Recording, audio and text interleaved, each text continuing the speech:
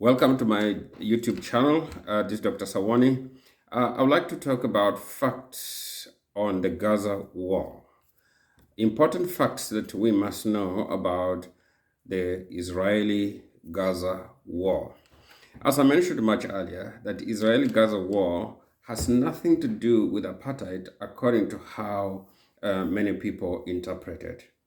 Also, it's important for the rest of the world to understand that Israel is not fighting against Palestinians. And there are more historical issues that we could relate to. But what is important for everyone to remember is that the war between Israel and Gaza is a war of survival for the state of Israel. As we all know, the state of Israel measures only 8,000 kilometers square. Compared to the Arab nations, Iran, Jordan, name them, all of them, Yemen, all combined, put together, they form over 4 million square kilometers. Now, the little state of Israel is fighting an existential war, and as we all know, Jerusalem is well known in history for centuries as the capital city or an eternal city for the Jewish people. Now, I don't want to go into other historical issues, but what I would like to say is this. After October 7th, that happened in 2023, and the Hamas invaded Israel into the kibbutz, and they massacred and killed over 1,400 innocent people, civilians, women and children, raping, maiming, cutting them, and putting some in the ovens, and all sorts of evil that were done against the Jewish people. In October 7th, we have heard about that. Now, it was really a savage attack. It was not a normal way of attacking. It's one thing to attack people and just shoot them. That will look okay, fine attacking, but there's a brazen way that the Hamas did that really provoked the Israelis to get out into Gaza and try and deal with the Hamas. Now, it's very, very important. And then, of course, Hamas they came through with the parachutes, of course, to the festival that they were having in Israel, and they had to actually kill innocent young people that were having that festival in there. Over 240 of them were exterminated. They were killed and some were kidnapped, etc., etc. Now, this provoked the Jews to react, and their reaction was basically to protect their state, to protect their little country. Actually, there's only one Jewish nation in the whole world, even though the Jews have been scattered to other parts of the world. Now, what I would like to make clear is that the Jews are not fighting against the Palestinians because they have been living together for many years. Now, Hamas has been making sure, Hamas does not necessarily love the Palestinians. Hamas is not a liberation movement. Unlike ANC, like Mkonto Asizwe in ANC, and like Chama cha Mapinduzi in Tanzania, like Mau Mau in Kenya, this Hamas is a religious terror organization which is run and controlled by billionaires who are living in Qatar. And these billionaires, all the support, the money that comes into Gaza passes through their pockets first before a little drop falls into the hands of the Gazan population. Now, Hamas is a fundamentalist organization working with other fundamentalist organizations such as Hezbollah, Houthis of Yemen. They are also in close ties with the Boko Haram of Nigeria. They're in close ties with Al-Shabaab in Somalia. They're in close ties with the ISIS. They're in close ties with the Afghanistan a fundamentalist group that's now the current ruling organization in Afghanistan that has deprived women rights, young girls' rights to go to school. So we have to understand that Hamas, Houthis, the Houthis, the Hezbollah, and ISIS and Boko Haram are fundamental sects within the Islamic religion. So they do not necessarily represent the full Islamic religion. So it's a mistake for one to think that all Muslims behave like them. Now, another thing that's important for you to realize is that Hamas uses women and children as shields. Now, what happens is this: when Israel distributes pamphlets and sends warning that we can see rockets coming from point B, we want to hit that area where the rockets are emanating. Please, people living near Shiva Hospital or near any of these places, move. We want to hit up. We want to deal with the enemies. The enemies are hitting us from point B or from point C. We are asking all the civilians to move, and then they'll use a plane to distribute pamphlets for people to move. Hamas soldiers tell people not to move because they tell them, stay. If you try to move, we'll shoot you. Now remember, Hamas does not even care about the Palestinians. Let no one deceive you.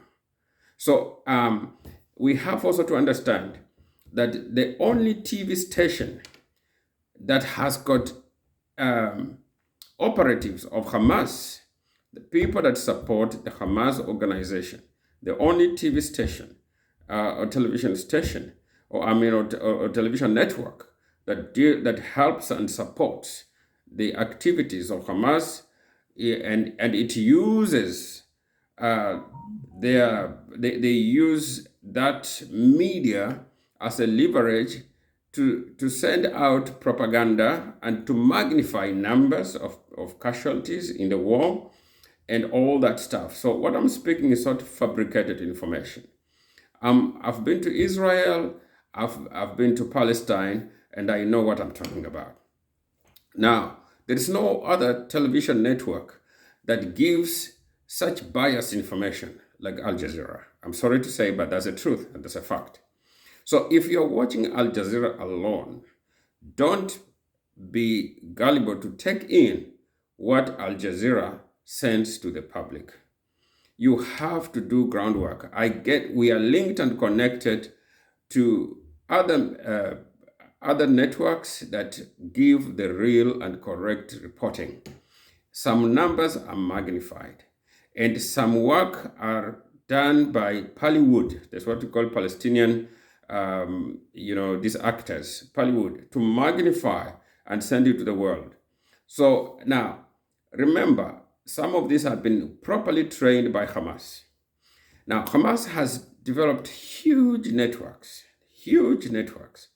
tunnel networks in Gaza and in Rafah.